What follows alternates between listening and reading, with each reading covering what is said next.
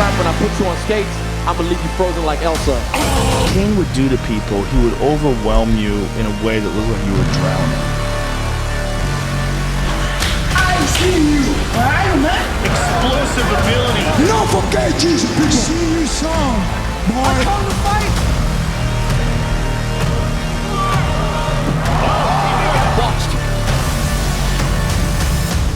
This is the lore behind every mythical fighter who has graced the world of MMA. Fuck you.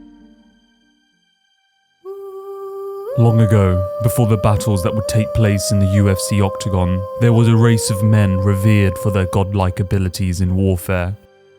Ancient fables tell tales of legends wrought by bloodshed, their victories enumerated, painted upon tapestries, inked into scrolls, triumphs etched into history itself. But what the legends do not speak of is the blood that courses through these heroes' veins, blood that grants its host divine power. It is not myth that exasperates the strength they yield, nor their abilities, often beyond our comprehension. So what became of these celestial fighters? What happened to these men who guarded us from the very gates of hell? Well, it appears their power was diluted, lost to time itself.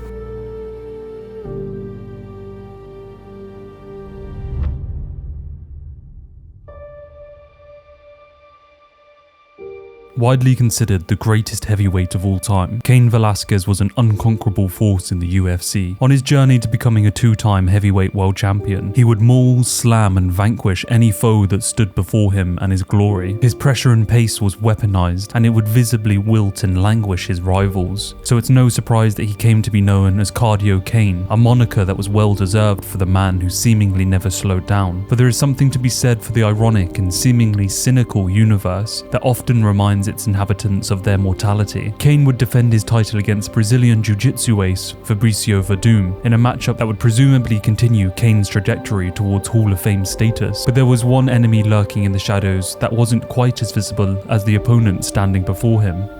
Oxygen. The high elevation of Mexico City served to fetter the fate written in the history books of Cain's unstoppable legacy. He would ultimately be felled by the low concentration of oxygen present at the event's altitude. How fickle fate can be that the closer Cain got to the stars, the less powerful and ferocious he became. Cardio Cain grasping for air as the acclimatized Verdum cinched in a fight-ending submission. It was an unexpected and truly jaw-dropping moment as the crown changed hands, and the visibly exhausted Cain slumped in defeat, beaten by the one thing he was well known for. Rumors would soon begin to mount in the wake of defeat. Everywhere he went from Mexico City to San Jose, a tale of a fighter whose majesty was hard to comprehend. The story of Cardio Cain, a man who the closer to Poseidon he were, the more deadly he became. And so there we have it, Level Cain was born, the greatest heavyweight to ever grace the canvas, and our first mythical fighter. Whilst he would return to the octagon, he would do so under the backdrop of lingering injuries that had plagued his long and ferocious career. The sheer brutality of the sport had caught up with him, and thus his subsequent performances would suffer. His career would further sour as his family, allegedly the victims of some horrendous crime, would see Cain attempt to take recourse into his own hands, ultimately landing him in prison. Actions that seemed justified to the vast majority of people, albeit. Regardless, it looked like all hope was lost for this national treasure until a judge relented 8 months into his incarceration, allowing him to go home to be with his family until his hearing.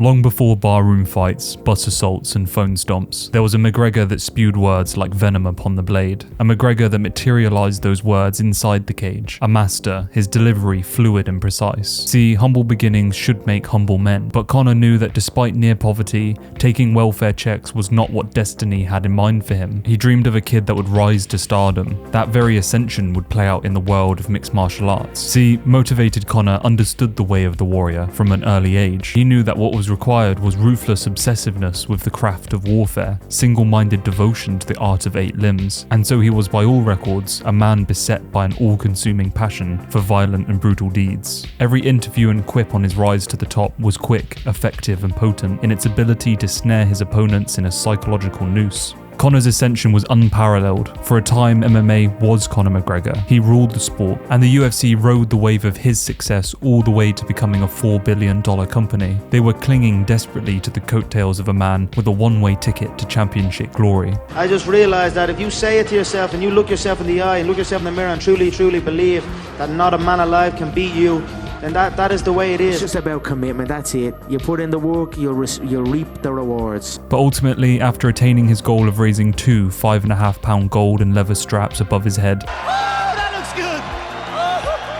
the masterpiece that he had been constructing began to fracture and crumble. His words turned into a cacophony of witless and empty jibes. Motivated Conor was no more, lost under the ceaseless extrinsic nothingness that money and fame spews forth. Is it not strange that one of the greatest to ever do it became wayward, not through losses in the cage, but by victories outside of it? Thankfully, his last loss was easy on the ego, only a... But wait, what's that? Run that back. Wait a minute. Go right. There, freeze that. Full screen. Okay, freeze that. Tighten up on that thing. Vector in on that guy by the back wheel. Zoom in right here on this. Some mythical fighters are born of circumstances playing out in unexpected ways. Some are aided by special substances, and some are simply a change of hairdressers. Dustin had spent the first half of his career gathering lengthy win streaks, some almost deserving of a title shot, only to be knocked off course by run-ins with greats and rising stars. There was no question that this fighter was destined for greatness, but his cyclical near misses to championship gold meant that there was something that needed to be changed in his approach. Something was surely holding him back. His time in the top echelon of the featherweight division and his new home at lightweight was spent with a rather smackable bald head. But what Dustin was hiding just below the surface was a set of hair follicles not only luscious, but also imbued with some otherworldly power. See, after Michael Johnson knocked the boldness right out of him, Poirier would return to the fight game with locks that would have the world of MMA media running rampant, trying to figure out, how does he get his hair so great? The one question I really got to ask though is, how do you get such salon quality hair? You know, you don't want to wash too much. Whilst his new hair may have brought the Mac Life's Oscar Willis out of the closet, I don't think anyone was expecting the mythical power that had been born. Post Michael Johnson, Poirier would tear through the lightweight division with a ferocity, style and devastation that we hadn't seen from him before. It all culminated for Poirier in a matchup against Max Holloway for the interim lightweight world championship, in which he would walk away with a unanimous decision victory and the belt. Fate had decided that a change of hairstyles meant triumph over his enemies, and for that, salon quality hair Poirier would become a mythical fighter.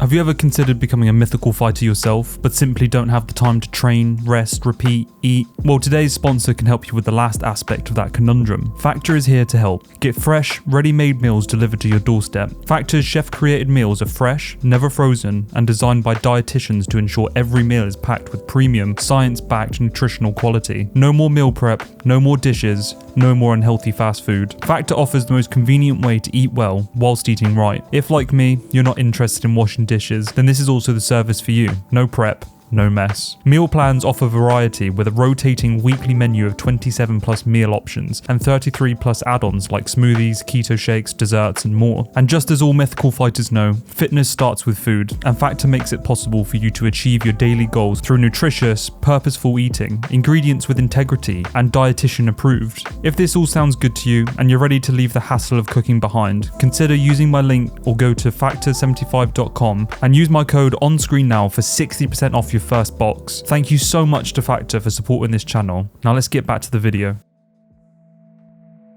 Mythical fighters are often destined to collide with one another. The origins of Eye Bisping starts with Michael himself standing across the octagon from TRT Belfort, a mythical fighter which we will explore later in the video. Belfort had won the first round, and in the opening minutes of the second would land a devastating high kick which would spell the end for not only the fight but also Bisping's right eye. See, Bisping's retina was detached after Belfort's testosterone-infused shin had landed clean on his orbital. For many this would have been the end of the road in the life of a fighter, but Bisping's metal was made of so much more than feebler men. You know, I lost vision in the right eye a long time ago. You could only see with, and you didn't tell anybody. It's crazy. And the doctor doesn't know that I'm trying to cheat the test. He thinks I'm fucking trying to check on my vision like a normal person.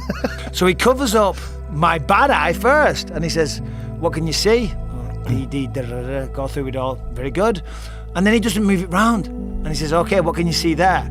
And that's where these couple of shitty acting lessons I had paid off. I'm like, D, C, E. I'm like, gets a little blurry after that, doc, if I'm honest. Couldn't see a fucking thing.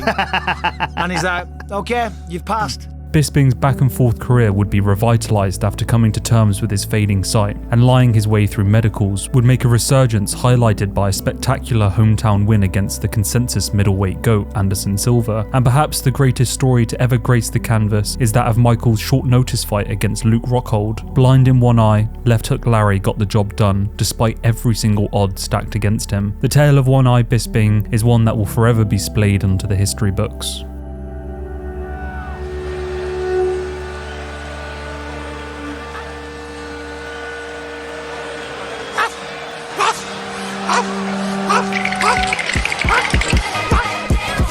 Fighters often fit succinctly into a predefined place within the world of mixed martial arts. The roles they fulfill often unintentionally become symbols, recognized traits that reach far into antiquity. For example, we have the gatekeepers, men, beasts, or something other that guard realms paradisal or infernal in nature. Think St. Peter of the Heavenly Gates, or Cerberus, the Hounds of Hades, guarding the very entrance to hell itself. It might be slightly passé to talk of such ancient tales, and so the gatekeeper in modern times has become a colloquial term used to define those men not great enough to become champions, but not so lacking in skill that they slip beyond the top echelon of the division. One such fighter who was never quite able to take the title was that of Yoel Romero, a man who sometimes through his own mistakes, sometimes the judges, and more often than not the level of competition, had never been able to claim a world title in the UFC. But his place as a top contender for many years had always been violently protested in the third round. It all started in his second professional fight. The two-time Olympian would win by TKO in the third round. This third round finish would happen again in his 7th, 8th, 10th, 11th, 13th, 15th, 20th, and finally his 21st fight. And if you thought the universe couldn't be any more mocking, his 20th fight and third round TKO would come just 1 second before the end of the round, signalling to everyone that third round Romero was indeed a mythical fighter to be feared. And if you weren't scared already, perhaps his motivational talks will.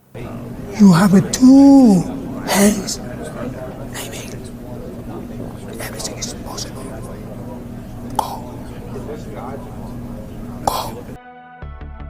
Alistair Ubereem, also known as Mcgregor, Kaiju-Reem, and finally, after more drastic evolutions than Charizard, Ubereem. Like a modern-day Charles Atlas, the man who got completely jacked because someone kicked sand in his face one time, Ubereem was born out of embarrassment. That embarrassment being the time in Pride when Chelsea, Skinny Reem left the spotlight, but when he returned, he was so ridiculously massive that he was roughly the size of 2 OG Xboxes stacked on top of each other. And I clearly felt the tap. Ubereem's fights were always on a knife edge, as the one muscle you can't blow up with HGH is your chin, and Ubereem had always skipped chin day. The result was that Ubereem wasn't so much a glass cannon as he was a porcelain Death Star. His fights always ended with him powerbombing people out of consciousness, or with him getting sent to the sunless realms in devastating fashion. Either way, you were guaranteed a good time. In Ubereem's defense, he claimed his failed drug tests were from him eating tainted horse meat, and while Ubereem may not have been taking steroids himself, the horse that he ate was absolutely fucking riddled with them. Ubereem has retired from MMA, but he lives on in popular culture with depictions such as Biscuit Oliva in Baki the Grappler, or at that time Tetsuo's body exploded in a shower of muscle and ligature and consumed half of Tokyo at the end of Akira. But if you just eat clean and train hard, you too can achieve a physique so ridiculously muscular it looks like the end result of a Katamari Damacy game set inside a gym.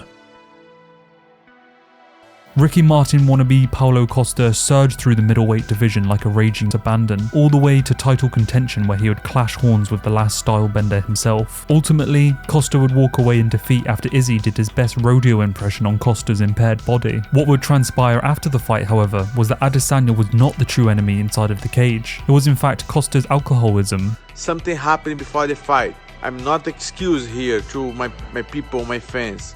But I will be 100% to fight him and to make him pay. That's my words. So from this, it was apparent that his Achilles heel was in fact a sleepless night and a bottle of wine. Therefore, legend has it, Costa's win streak prior to this was in the form of a mythical fighter known as Sober Costa, a man unstoppable when teetotal. His career has since taken a resurrection of sorts after back-to-back losses to Izzy and Marvin Vettori. He went from a delusional fighter in the eyes of MMA fans to a meme lord. Have you ever cut someone's hair before? No. Okay. With a Twitter to rule them all, Costa is now well on the path to go down as one of the most loved fighters of this era. And so now we go to story time with Costa. Izzy is genuinely a really nice guy. I remember we were doing a meet and greet, signing autographs and taking pictures before UFC 253 in Abu Dhabi. Just before we finish and go out, a baby started to cry in the queue. Adesanya clocked this and gently asked the mother if him could help her with the problem. He gently grabbed the baby sat down in his seat with the babe on his knees. He pulled up his shirt and breastfed the baby there and then. True hero. If that doesn't speak to someone's personality, then I don't what will. And so speaking of said gyno, I kind of just want to get the tiniest bit serious on this next one. Anyway, I often have the inclination to take someone at their word, especially when they're coming across as genuine. After his latest loss, the Stylebender would take to the post-fight press conference to address the controversy that had been plaguing his career ever since he stepped into the cage at UFC 253 against Paulo Costa. See, when he stepped in to face the Brazilian, the internet would not only be lit alight by his performance inside the cage, but also Gyno-gate. Izzy's chest clearly had something wrong with it, and soon the internet's expert on the subject would be dropping videos to address this, starting with everyone's favourite more plates, more dates. It's like a bunch of guys are screen recording it too and sending it to me and showing close-ups. Here's one that was actually... I'm here to talk about Adesanya's chesticle. Here's why Israel Adesanya is on steroids. Either way, most people would take these videos at their word for one particular aspect of them, and that was the fact that Izzy was using steroids, a common reason for developing gyno. Despite there being multiple reasons for gyno, which were explained in the videos, the internet was sold on this narrative. Israel would go on to Ariel's show to discuss the matter. He would explain that the UFC medical team suspected that his gyno was caused by cannabis, which is a common cause. It didn't matter what the truth was, however. Everyone was convinced it was PEDs, and therefore he was branded as a cheater. So let's go back to the aforementioned post-fight press conference from a couple weeks ago to see Izzy's update on the matter. I mean, I don't disclose everything. I've had some stuff that, you know, some medical stuff that I've just put on the back burner. Even stuff that people make fun of me for. I mean, yeah, I just got to look after myself because my health comes first. Even think about Chadwick Boseman when everyone was making fun of him. Oh, he looks so this, he looks so skinny, he looks so sleepy. Not knowing behind the scenes he was fighting cancer. People always make fun of me about, you know, my chest and other things, but they don't know what I'm doing or what I'm going through in life. I'm not here to say that he is or isn't cheating, and I'm inclined to believe that athletes at the top of the sport are more often than not doing everything in their power to be the best version of themselves, cheating included in that. But what I am saying is, you or I don't know the truth for sure. We can speculate all we want, but we might end up looking like an idiot when it turns out it's something far worse for one of the sport's greatest athletes. I really hope that he's not only telling the truth, but ultimately okay. For me, when I compile my list of the greatest to ever do it, I often exclude those who have cheated. It seems only fair. But if that list allows for controversies and PEDs, Jon Jones sits at the top. And whilst I understand this is a divisive subject, I truly believe that his legacy inside of the cage is the greatest to ever take place. But the problem is, life isn't as simple as getting your hand raised. Jones's life is littered with controversy after controversy, least of which stems from his multiple failed drug tests. See, there is a Jon that exists that never took PEDs, and in that separate timeline, I firmly believe that he would have still been great, if not the greatest. But the Jon that exists in our universe is one of mythical status, that is, Pictogram Jones. See, Jon Jones is physically blessed, athletically gifted, and mentally unparalleled. He is a freak of nature, and at UFC 200, one of the greatest cards to have ever been put together, Jones would take the next step in his ascension by mixing his already unrivaled body with PEDs. For this, he would have a run-in with USADA. He would be pulled from the card and stripped of his interim light heavyweight championship. He would also be one of the dominoes to fall in the card, leaving it to become one of the more mediocre ones of the year. But his run-ins with USADA would not end there. At UFC 214, Jon would high-kick Daniel Cormier back to the 2008 Olympic to win back his light heavyweight crown. Shortly after, however, he would test positive for Turinabol, once again losing his title. Just over a year later, his suspension from the sport would be completed. He would square off against Alexander Gustafsson for the vacant light heavyweight title, but his prior steroid usage would come back with a vengeance. Well, just a picogram of it. Jones dubbed the rogue picogram a pictogram, and forever branded he would become the mythical fighter known as Pictogram Jones. Pictograms and picograms. See there? See there?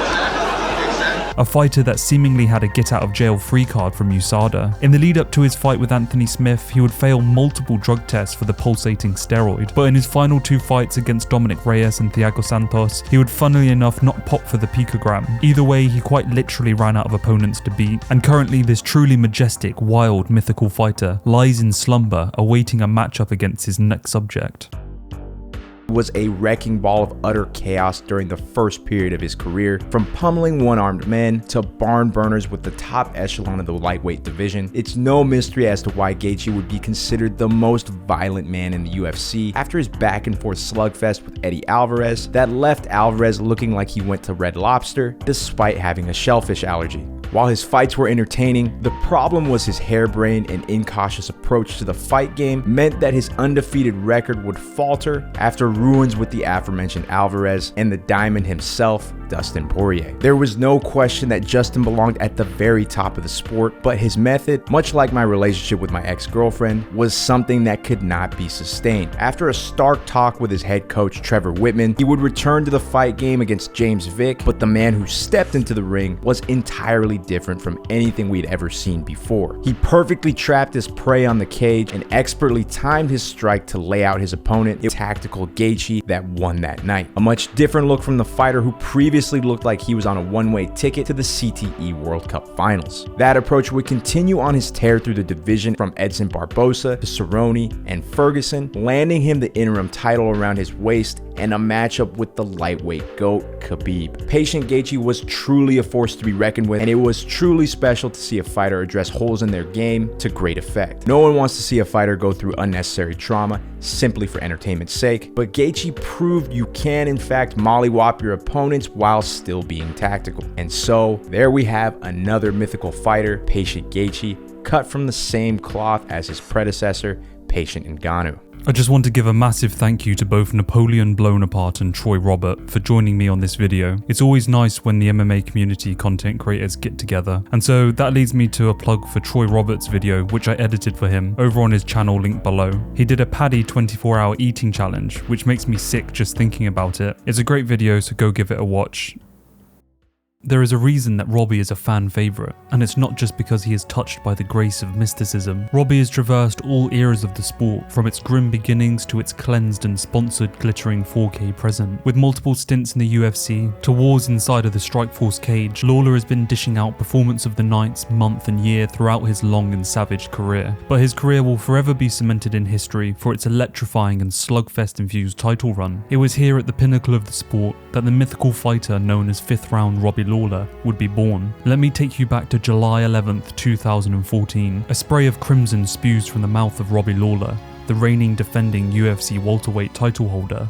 And whilst his body is that of a man who is on the verge of collapse, his mentality is unbroken to at his foe. They both should be slumped over their stools, taking in the final advice from their coaches as the 5th round loomed infused with sweat. 4 rounds of relentless non-stop action has just ensued. This is surely one of the most iconic moments to ever take place in MMA. The crowd screams would suggest yes. It was here that we were witnessing the second appearance of 5th round Robbie Lawler, the mythical fighter that rarely rears its bloodthirsty head. He knew as he stared down his wilting foe that the bell would not only usher in the 5th round, but also herald the coming of a celestial beast of a fighter, the fearsome and ruthless evolution of Lawler. That final round would end just 1 minute later, with 5th round Robbie Lawler breaking the Red King. We had seen this man once before after terrorizing the diminishing gas tank of Johnny Hendricks, going on to win the rematch and ultimately the welterweight strap. And the final rare glimpse we had was his second title defense against Carlos Condit, in which both would swing wildly into the final buzzer. 5th round Robbie Lawler is as scarce as it is terrifying. Perhaps one day we will see this mythical fighter return. If not, alas, Robbie Lawler remains one of the most entertaining fighters the UFC will ever know. Derek Brunson, a mainstay in the UFC, had served as a gatekeeper of sorts his entire career, keeping out the rising prospects of the division, but also losing to the greats of the middleweights, from Anderson Silva, Yoel Romero, Robert Whittaker and Israel Adesanya. After said loss to Stylebender, Brunson would put on a series of lackluster performances against Theodorou and Heinich, the former of which would see Elias booted from the UFC for being too, well, boring apparently. Speaking of which, rest in peace to one of the best fighters and ringmen to have ever existed. He was seriously seriously one of my favourite fighters, and it's a shame to see the UFC treat him the way that he did. With this, Bronson would be matched up against yet another rising prospect, one who was on a massive tear through the division, a young and hungry Edmund Shabazian. The UFC were banking on this fighter making it to the top, as he had everything going for him, and he was seemingly destined for stardom. What Dana White, Sean Shelby and Mick Maynard were not anticipating, however, was Bronson to have spent the last few months in the hyperbolic time chamber. He would enter the fight with his frock dyed blonde, a symbol that harkens back to the ancient race of Super Saiyans. Bronson would smash the prospect around the cage for 10 minutes before finishing him in the opening moments of the third round. Bronson walked into the fight a new and invigorated fighter, his crown shimmering gold as he beat young Edmund from pillar to post, and thus a new mythical fighter was created.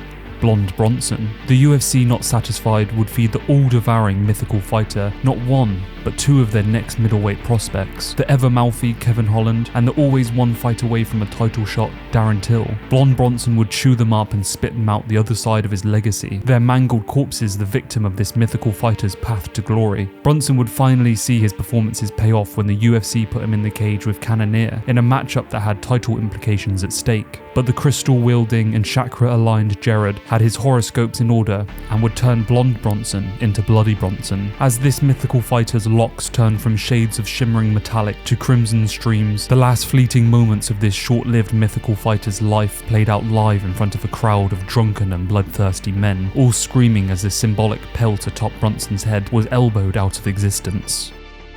Max Holloway will go down as one of the greatest to ever do it, in a division that has ruled the pound-for-pound #1 slot many times throughout history. After a devastating loss to motivated Mcgregor, Holloway would reassess his shortcomings and would come back to put on a win streak that would define the division. After dispatching Jose Aldo to claim the 145-pound strap, Holloway would defend his title in war after war, performances that will surely echo throughout the Hall of Fame someday. But what happens when an unstoppable force meets an immovable object? Well, you get yourself the best trilogy the featherweight division had ever seen. Alexander Volkanovski would prove to be the better man in each outing, but nonetheless each fighter would display class, skill and heart enough for 10 men. But it was in their second fight that a new mythical fighter would enter the pantheon of the fabled. The pandemic had closed down the world, leaving Holloway without any sparring partners to sharpen his tools. Most fighters without a proper camp would buckle to the pressure, but Holloway would press on, going on to lose a very controversial split decision. What was apparent in the fight, however, was the sharp, crisp and elusive striking of the Hawaiian.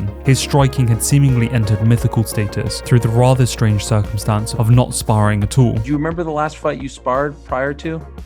Probably the first Alex fight. Okay. Probably that was my last sparring in the camp was the first Alex fight. No sparring still for you? No sparring. It was a fact that would be more so manifested in his legendary performance against Calvin Kattar, a CTE-inducing barn burner that most probably took a few years off of both fighters' lives. Which leads to the other aspect of Holloway's no sparring. Plague lurking in the backdrop of the sport, brain trauma. Holloway's striking was vastly superior without sparring, and he was reducing the impact on his brain. Even when the world was opened back up, Holloway would continue his new ritual of no sparring leading into fights. Who knows what fate has in store for this mythical fighter going forward? Clearly Volkanovski has his number, but many feel he is destined for so much more in his career going forward.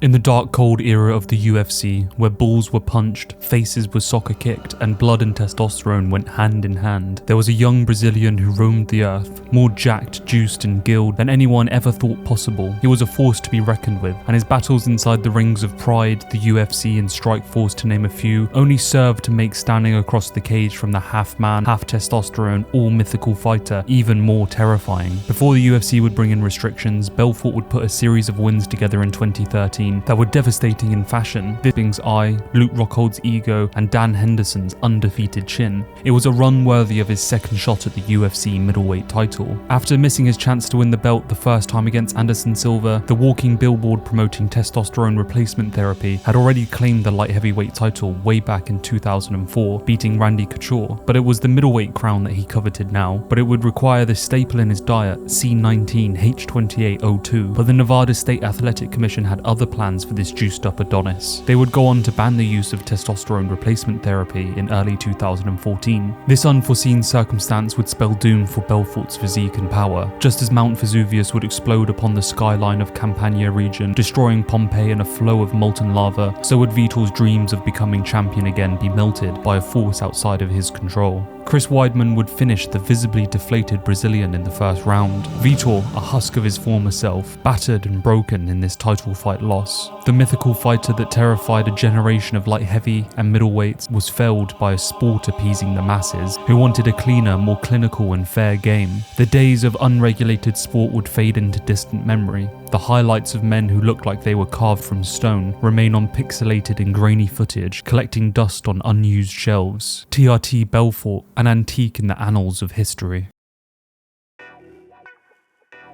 Sean O'Malley burst onto the scene in flashy and zealous fashion, protesting to Dana White that this was in fact the Sugar Show. A new era had arrived in the UFC, and it had at the head of it a lanky KO artist ready to take over. If his win on Dana White's Contender Series wasn't impressive enough, then the subsequent wins over Terrion Ware, Andre Sukyumum, Quinones, and Wineland seemingly confirmed the fact that he had skills, talent, and power to back up his claims. But his persona was proving to be quite divisive. On one hand, you had those enamored with his ever-evolving hue of hair and flamboyant striking, and on the other you had those who struggle with their own ego and self-image, who saw the confidence that O'Malley oozed as a threat to themselves, casting him down in flames as a jumped up kid who had no right to be in the sport, his career a spectacle of finishes over cans and washed up fighters. But all that would come to a head when he stepped into the cage against Marlon Vera. It was considered his first actual test inside the octagon, and the fight proved to be just that. O'Malley would suffer a first round TKO at the hands of the Colombian, but the fight had controversy laced into its time stream, and O'Malley was going to exploit it. After the fight, O'Malley would commit persona self-destruction, going on his podcast to discuss the fight, letting the world know that despite the result on Saturday night, he was in fact still undefeated. In fighting,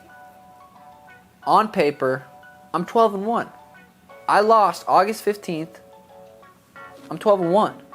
And you guys, for some reason, and in my head, I didn't lose shit.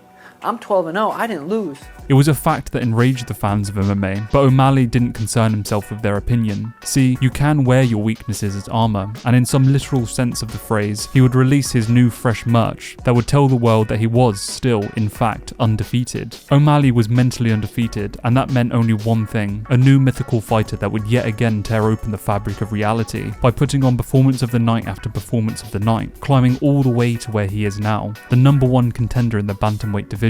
And so whatever you think of the psychology of fighters, it doesn't matter. Sean just goes to prove that mentality is everything, and confidence can often be the deciding factor in being the best in the world, or unranked.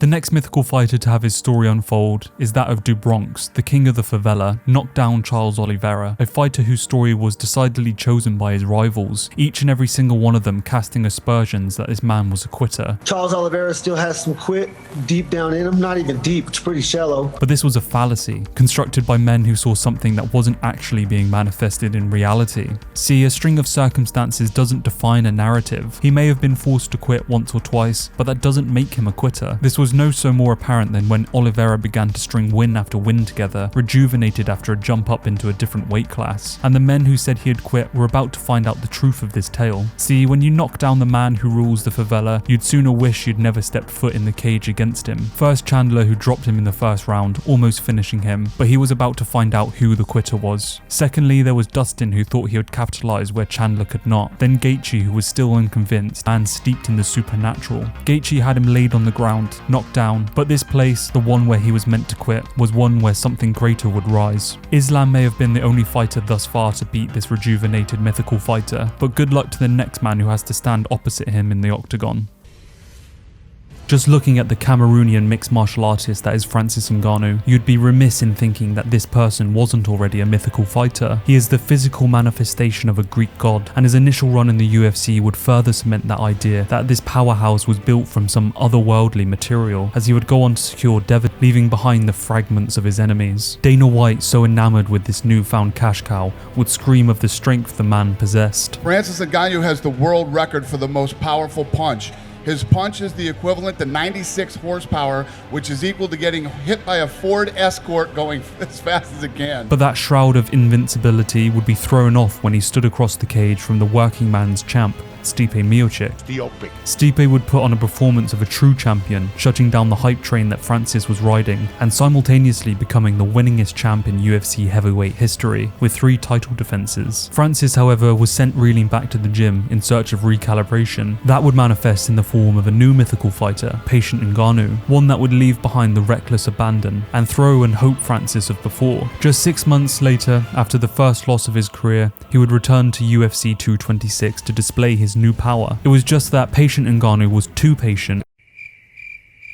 Either way, another setback only meant that tiny adjustments needed to be made. The Francis that we saw after these 2 hurdles was something that was hard to comprehend, a plethora of first-round knockouts to span a few years. The heavyweight division watched on, terrified as Patient Ngannou was fully realised, one that would sit and wait for the perfect moment to destroy, not too eager and anxious to smash. However, the petrifying force still had a demon in the shadows that he needed to put down, and so a rematch with his rival Stipe at UFC 260 would determine how mythical this fighter truly was. Words cannot enumerate how disturbing it is to see Ngannou stuff a double-leg takedown, and with that new showcase, it spelled the end of Miocic and his time at the top of the division. Africa had its first heavyweight champion, but rumour has it, he is more myth than he is real. On a crisp spring morning, light heavyweight prospect Jan Blachowicz decided to take a stroll with his 3 beautiful dogs. The air was sharp and cold, a nice way to wake up for the morning in beautiful Warsaw, Poland. Upon his stroll, as he crunched through the underforests of his regular walk, he would stumble across a very unusual and very unpleasant sight. A man had ended things using a rope dangling from a tree. Thankfully, Logan Paul wasn't around to make a YouTube video about it, and so Blachowicz would call the authorities to report the unfortunate passing of this man. When the police arrived, they removed the gentleman from the tree, but also asked if Jan had taken a slice of the rope from the tree, to which he would reel back, astonished. "What do you mean?" he would say. The policeman would go on to explain that the rope used by a hung man brings with it luck, and so keeping a piece for yourself is a charm to be used when needed most. Jan, uncomfortable with taking a slice of the rope for himself, would still take the news on board, and so begun a new ritual. Before leaving for one of his fights, he would take a stroll to the place he found the man and touch the last remaining piece of the rope dangling from the tree. According to Jan, it has since had a 90% success rate, and so the mythical fighter himself, Rope Jan Blachowicz, has gone on to win the light heavyweight crown. Truly a strange origin story for this mythical fighter.